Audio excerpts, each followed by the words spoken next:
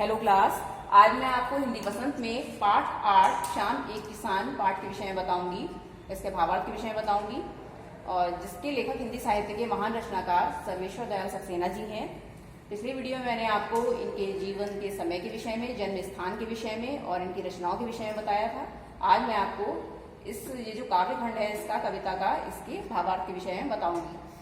इस पाठ में लेखक ने बताया है कि उन्होंने क्या किया है, शाम के समय का बड़ा ही मनोहर और मन भावन दृश्य प्रस्तुत करने का प्रयास किया है और अपनी इन पंक्तियों में उन्होंने उपमा अलंकार का अधिक से अधिक प्रयोग किया है। लेखक के अनुसार, या कह सकते हैं कवि के अनुसार, क्योंकि ये लेखक भी थे लेकिन ये कविता है इसलिए इनको हम कवि कहेंगे, तो कवि के अनुसार उन्होंने कहा है कवि ने कि आकाश का साफा बांधकर सूरज की चिलम खींचता बैठा है पहाड़, घुटनों पर पड़ी है नदी चादर सी, पास ही दहक रही है पलाश के जंगल की अंगीठी, अंधकार दूर पूर्व में सिमटा बैठा है भेड़ों के गल्ले सा। तो इन पंक्तियों में उन्होंने जहाँ ये चादर सी या गल्ले सा, इन शब्दों का प्रयोग करते हुए उन्होंने उपमा अलंकार को दिखाया है।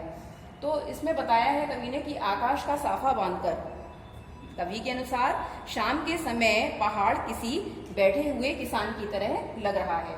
उन्होंने बताया है कि जो पहाड़ है वो एक किसान की तरह प्रतीत हो रहा है और पहाड़ के ऊपर जो आकाश है, ठीक है, पहाड़ के ऊपर जो आकाश है वो किसान के सिर पर जो पगड़ी बंधी हुई है, जो साफा बंधा हुआ है, उसकी भांति प्रतीत हो रहा है। पहाड़ के नीचे क्या है, नदी बह रही है, ठीक है, नदी बह रही है। वो कैसी लग रही है, जैसे किसान के पैरों पर पड़ी हुई चादर के समान।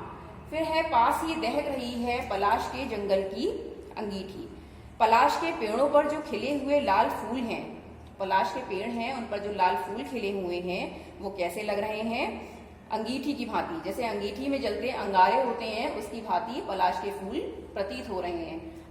अंधकार दूर पूर्व में सिमटा बैठा है भेड़ों के गल्ले सा, और जो पूर्व में फैला हुआ जो अंधकार है, ठीक है, पूर्व में फैलता हुआ जो अंधकार है सिमटकर बैठी हुई भेड़ों की तरह प्रतीत हो रहा है। फिर बताया है उन्होंने कि पश्चिम दिशा में मौजूद जो सूरज है वो चिलम पर रखी आंख की तरह लग रहा है। इस प्रकार ये सब बातें जो उन्होंने बताई हैं, तो ऐसा प्रतीत हो रहा है कि चारों तरफ एक बहुत ही मनभावन, बहुत ही मनोहर शांति छाई हुई है, सब कुछ, पूरा वातावरण बहुत ही सुंदर दिख रहा है।